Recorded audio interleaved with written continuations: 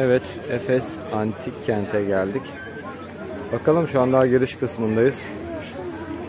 İçeri girdiğimiz zaman detayları çekeceğiz. Burada dehşet bir yoğunluk var. Park yeri sorunu var. Pazartesi olmasına rağmen. Hafta sonunu düşünemiyorum bile. Eğer buraya gelecekseniz hafta içi uğramanızı tavsiye ederim.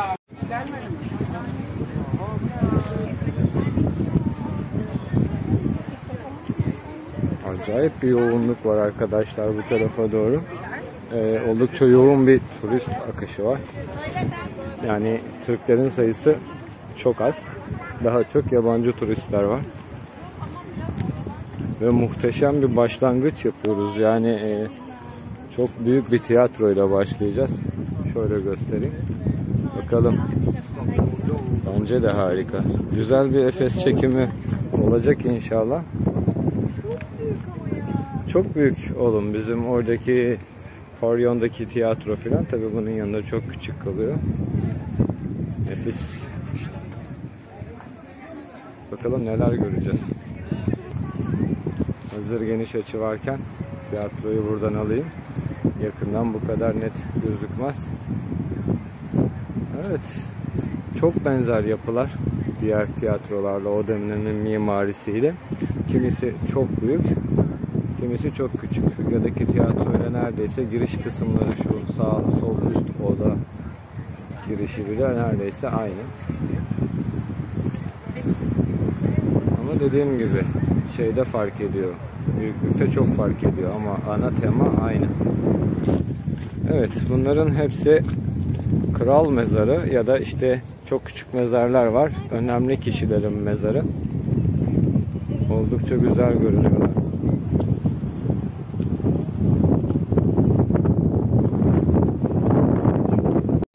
Var mı içinde bir şey şimdi? Tabii ki içinde bir şey yok. Evet. Ey insanoğlu, bu kadarcık yerde yatacaksın. Böbürlenme diyor.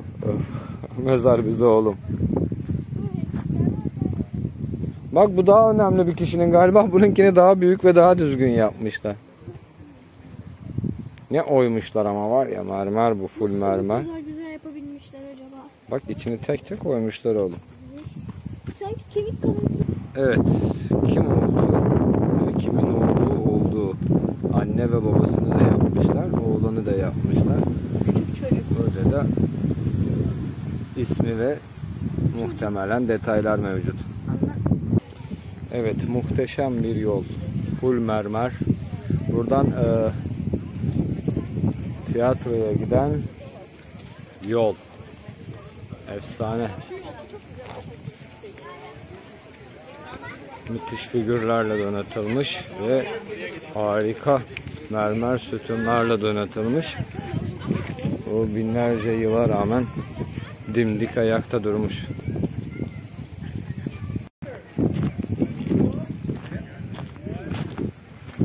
Helenistik dönem. Pek çok bu tür eser hep Helenistik dönemden kalma. O zamanın mimarisi. Tabi buralar restore edilmiş. Restorasyondan önce çeşme böyleymiş. Bu da restore edilmiş hali. Nefis bir çeşme. Buralardan sular akıyormuş. Tabi kırılmış. Bakın. Su buradan geliyor. Oluğa doluyor ve buradan akıyor. Burada da aslan figürleri var. Yani şu mermerlerdeki işçilik çok düzgün. O zamana göre. Tabi zamanla yıpranmalar mevcut. Bunlar sonradan mozaik aslına benzetilerek dökülmüş bu mozaik basamaklar. Lakin burası orijinal basamak. Tamam. Bakın. Tabi buradan sonrası yine restore edilmiş. Bir kısım yerler orijinal. Burada da o döneme ait içerikler mevcut.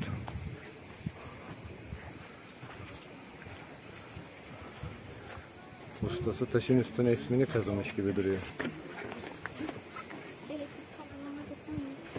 Emir yavaş gel. Anneciğim bazı yerlere değiyor çok. Wow. Burası mı dövüş noktasıydı? Evet, burada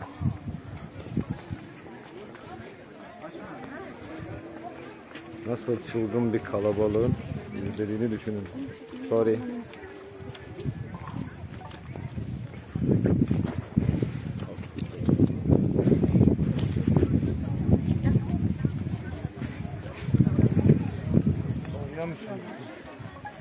Aşağıda gösteri olurken tribünlerin coşkusunu düşünün arkadaşlar. Yani burada gladyatörleri mi düşünmemiz gerekiyor? Birileri birbirini mi öldürüyordu burada yani? Genelde böyle tiyatrolar için filmler öyle çekildiğine göre o ihtimal var. Şuradan da çıkış noktaları var. Ben aşağıya bir iniyorum. Baba. Efendim babacığım? Burada arenada yapılıyor mu da? Muhtemelen oğlum. O görevi görüyor.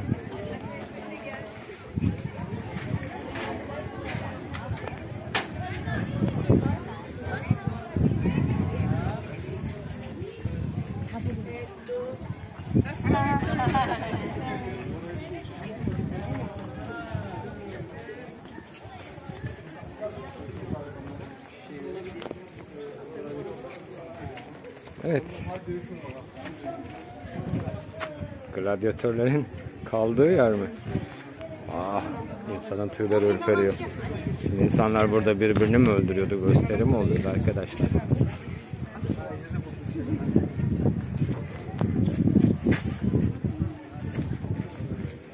İçerileri merak ediyorum. Benim her zamanki özelliğim o.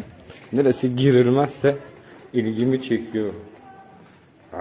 Ne kadar korkutucu.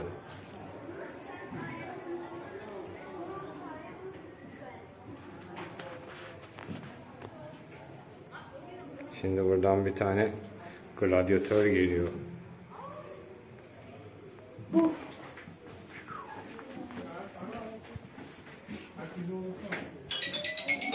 Burası dışarıya çıkış oğlum. Efendim. Gelin bakayım.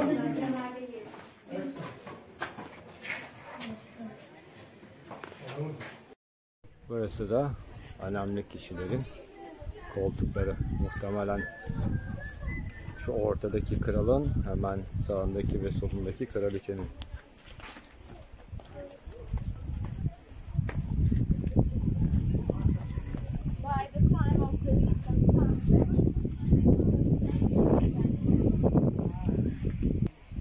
Evet, burada gladyatörlerin arenası olarak kullanıldığı kanıtlanmış.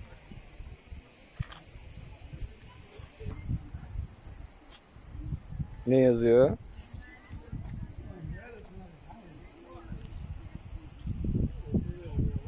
Yok. Dur yazıyor. Ne yazıyor? Bilmem ne Afitiha'yı eğitiyor. Oo, bilmem ne isim. Şu. He. Şu isim. Mitra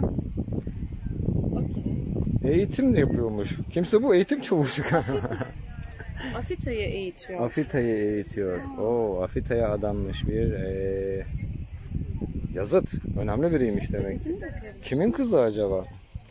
Taraflarda dükkanlar varmış. Bakın sol tarafta dükkanların tanıtıklarını görebiliyoruz taraflarda. Bunlar yok.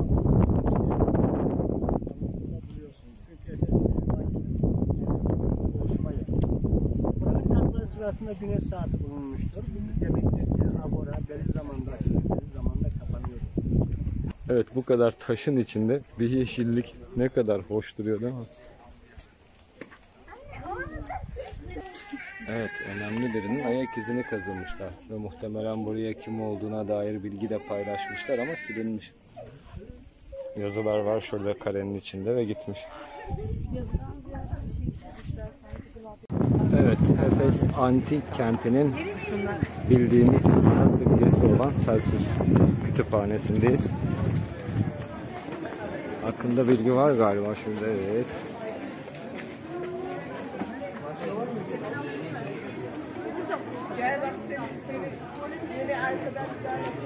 Okuyun diye biraz uzun çekiyorum. Restorasyondan önceki hali ve muhteşem heykeller, muhteşem sütunlar. Gerçekten çok güzel.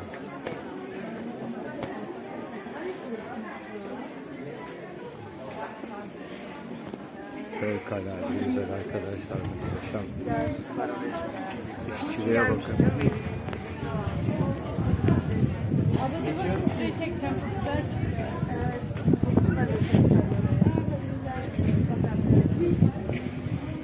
Vallahi çok benziyorsun. Zeynep.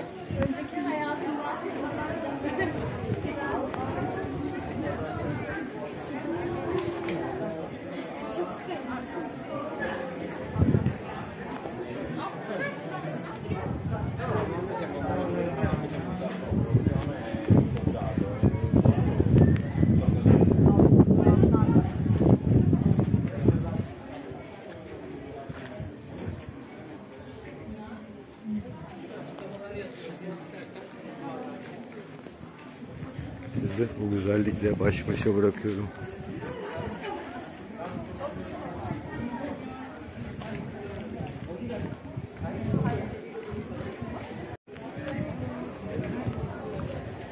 Duvara geç.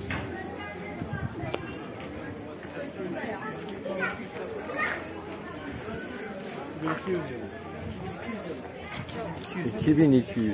Oh, kaç yıllık olduğunu da duymuş olduk var. Muhteşem. Her detay muhteşem.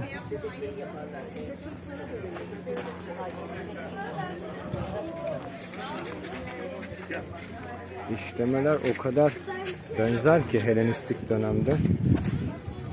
Yani pek çok yerdeki detayı, hatta desenleri bile birbirine neredeyse aynı görüyorsunuz.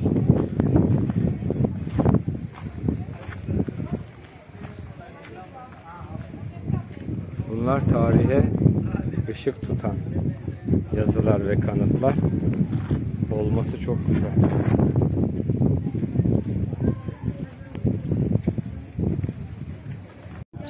Evet, kütüphanenin tam görünümü.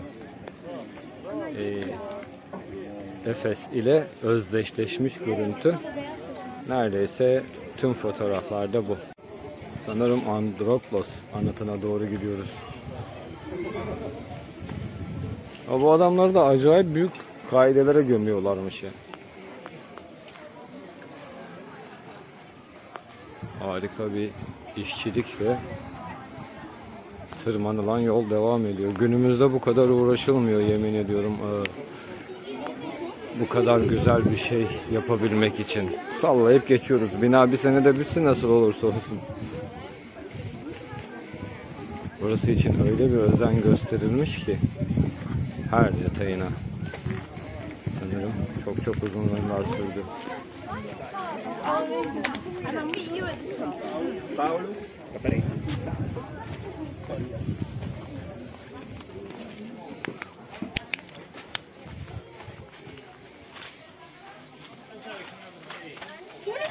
Muma açık tuvalet varmış. Çok merak ettim eski tuvaletler nasıl oluyor.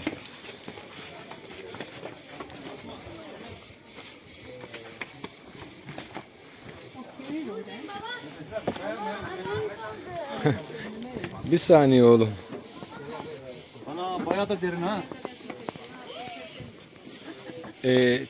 Çok kişi tuvaletini yapıyormuş galiba. Tamam da bu nereye gidiyor acaba bu? Kanalizasyona bağlanıyor onların üstü. Uy. Evet, umumi açık tuvalet sırayla oturuyorsunuz, buraya devam ediyorsunuz. Bu mu tuvalet? Evet oğlum, tuvalet burasıymış. Eski zamanların tuvaletini hiç beğenmedim. Evet, buradaki müze kart geçerli değil. Sadece kapı girişinde geçerli. 300 küsür lira gibi bir ücreti var.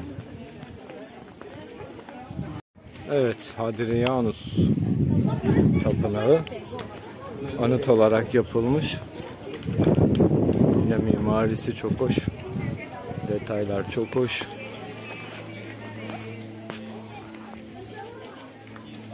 Küçük bir tapınak.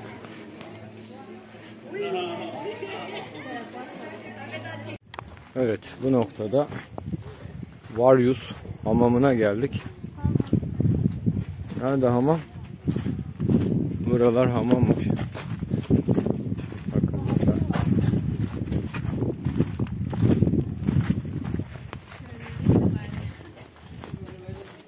Kalıntıları mevcut yerde. Su kanalları bile var galiba. Henüz. Pardon.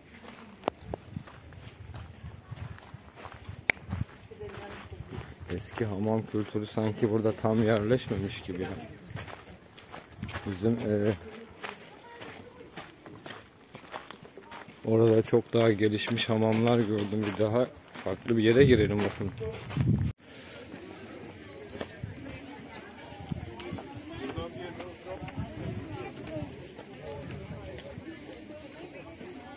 Ryanus Çeşmesi.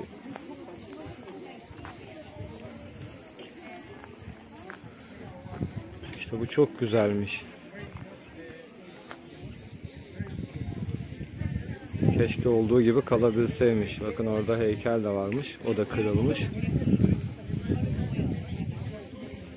Sadece bazı parçaları ayakta. Yerdeki taşların hepsi orijinal. Daha en başından kalma. Aşağıya kadar full sütun var. Hiç üşenmemişler, dikmişler yemin ediyorum. Yalnız heykellerin hepsinin kafası kopmuş. O ilgimi çekti. En zayıf yeri boyunları olmuş demek. Oh. Herakles kapısına geldik. Yukarı kapı diyor oğlum. Sanırım burası son. Herakles başının detay görüntüsü. Herakles'in heykeli şuymuş. Tamam. Heykel gitmiş bak Herakles. burada çıkmış. Kazılarda böyle bulunmuş. Bulunduğu şekliyle sütun diyor bak. Kazı yaparken net böyle bulunmuş. Yıkıntı halindeymiş. Sanki felakete uğramış gibi değil mi? Yani bak bir deprem, bir yok oluş benzeri bir şey olmuş. Nedense eski medeniyetlerde hep böyle, özellikle yan yana tuvalet yapan medeniyetlerde daha çok var bu yok oluşlar. Hatı tutma. Doğruya doğru şimdi yani. Evet, Herakles kapısı burasıymış. Ben ıskaladım yanından geçerken. Herkes burada fotoğraf çekiliyor. Evet, Herakles burada.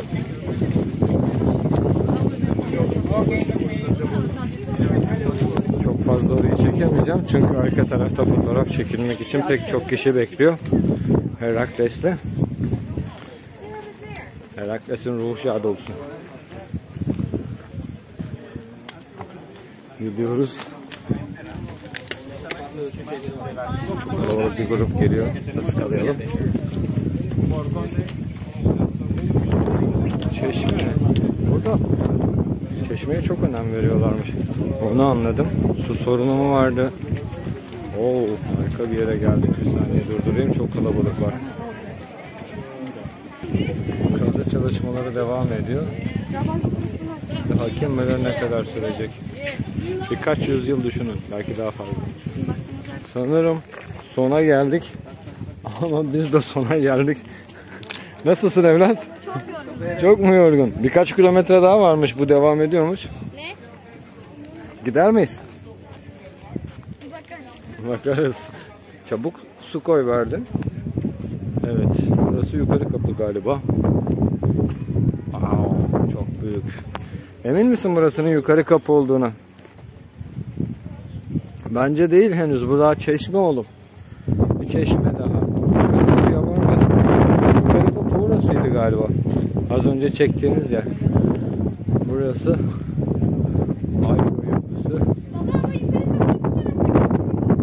Ve Dominatus çeşmesi olarak gözüküyor.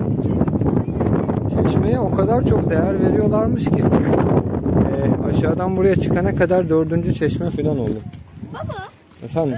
Diyor ki bir tabelada gördüm buradan yukarıda yukarı kapı var. Daha gelmedi.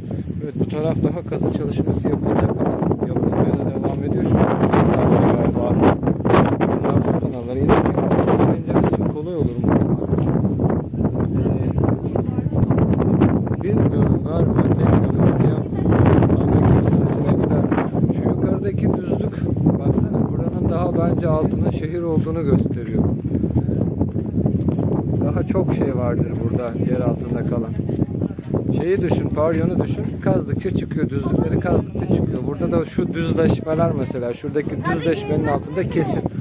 Şu toprak yapı var ya, onun altında kesin bir tane yapı var. Halak değil önce. Henüz kazılacak çok alan var. Bunlar filan kişisel evler galiba. Aşağıda da evler var. Ne?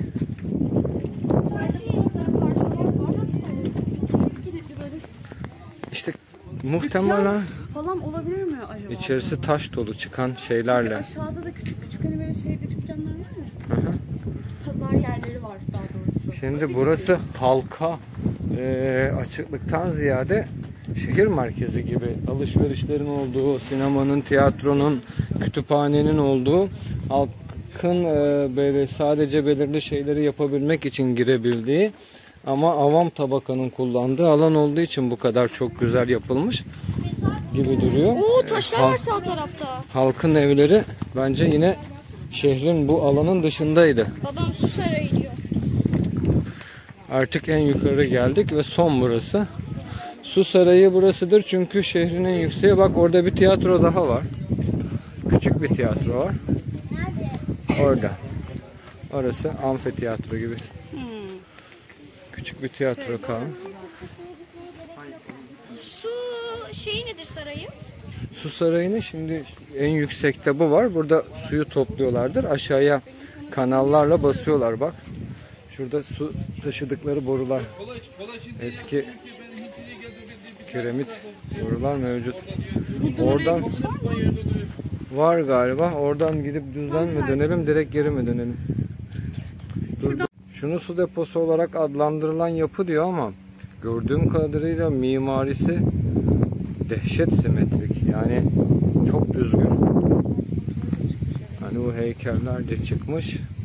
Bir yazıtla çeşme binası olarak tanımlanan bu yapı İsa'dan sonra 92-93 yılında Şehrisat'ın sonu suyun taksim edildiği yer olarak yapılmış. Baba burası baraja benziyor. Gibi oğlum. Aa değil. Ama değil mi? O kadar çok önem veriyorlarmış ki onu. O zamanlar heykel yapımı o kadar popüler ki oğlum, fark ediyorsan şeylerin hepsi de düzgün oyulmuş, kesilmiş, yapılmış. Taşlar bile heykel gibi muntazam yani. Helenistik dönemdeki mimari çok iyiymiş.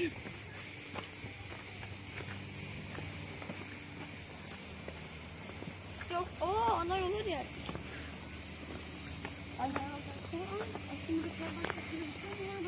İnşallah bir çay bahçesi bulalım lütfen, artık susuzluktan dilim damağım kurudu. Çok uzun sürüyor arkadaşlar burayı gezmek. Yani bol su, rahat ve kaymayan ayakkabı. Yerdeki mermerler o kadar kaygan ki defalarca düşmeye kalkıyorsunuz. Yanınıza beyaz bir şemsiye alırsanız güneş şemsiyesi harika olur. Mutlaka şapka takın. Yanıyorsunuz yani, öyle söyleyeyim. Oh, sonunda su içebileceğim. Elimizdeki su şişelerin hepsi bitti de su içebileceğim ve oturabileceğim bir yer buldum. Vallahi çok sevindim. Nihayet. Babacığım orada kroki var. Önce bir gel şuraya oturalım, sonra ona bakarız. Odeon'da arena olduğunu sanmıyorum oğlum. Gerçi olabilir de, belki küçük gösteriler. Bak gene çıkışlar var ama burada böyle gladyatör çıkışı falan yok. Burası Odeon. Antik kentlerin neredeyse hepsinde hem tiyatro hem Odeon var. Odeon daha çok böyle tiyatrovari oyunların oynandığı yer gibi. Diğerinde evet, bunda alan kısa. Muhtemelen gösteriler falan yapılıyor Odeon'da. Tiyatrodaysa, aşağıdaki tiyatrodaysa gladyatör gösterileri vesaire, daha büyük gösteriler yapılıyor. İlla ki tutsaklar savaşmıyor. Çok güçlü savaşçılar var. Herkesi yenen meşhur. Mesela filmini izlediysen, Sezar'ın filmini. Hayır. Hala oymalar üstünde ve çok güzel sütunlar. Özellikle sütun detayları çok fazla var. Bakın buradaki taşların da çoğu sütunmuş.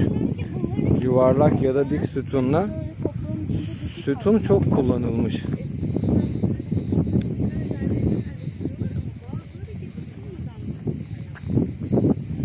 Oğlum onları kazarak çıkartmışlar çoğunu açığa.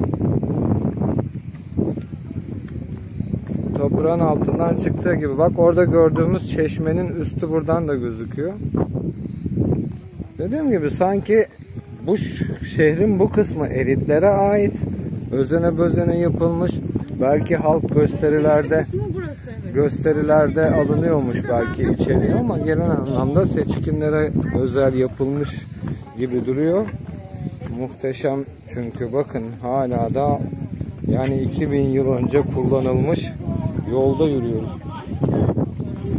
Ve yol şimdi bizim belediyelerin yaptığı kaldırımlara 3 günde çöken kaldırımlara bakınca 2000 yıldan beri dayanan ve muhteşem büyüklükte taşlarla yapılmış. Tek sıkıntısı mermerler o kadar kaygan ki insan düşebilir, tehlikeli. O zamanın ayakkabı sistemi buna göreymiş demek ki oğlum. Bu taraftan gelirseniz bunlar kaymayan taşlar. Evet, sütunlar burada da devam ediyor. Sütun detayları hiç bitmiyor. Şu an üst kapı dediğimiz Herakles miydi? Evet, Herakles kapısının oraya geliyoruz. Oraya kadar olan kısmı çekmiştik zaten. Efes'in çekimini şimdilik burada bitireceğim. Ekstra bir şey görürsem aşağıda atladığımız, ıskaladığımız tekrar çekeriz. Kanala abone olmayı, like atmayı unutmayalım. Artık çeşitli kamplarımız, çadır kamplarımız, kamp gezilerimiz de olacak. Pek çok yeri görüntülemeye çalışacağız. Evet, kapıya geldik. Az önce şuradan devam etmiştik. Tam bir tur attık. Ve şimdi yorulduk dediğimiz yere geldik. Buradan aşağıya artık serbest düşüş ineceğiz vallahi. Görüşmek üzere. Allah'a emanet olun. Evet, pek çok yerde kapak demiri var. Çünkü altta kanalizasyon sistemi yapılmış 2000 yıl önce. Yukarıdaki tuvaletlerden giden ya da temizlik sularından çıkan sular giderler. Bunun altından akarak devam ediyor bakın. Bunların hepsi kapakmış zamanında. Özellikle şöyle taşlarda tutup onları çıkartma yerleri var.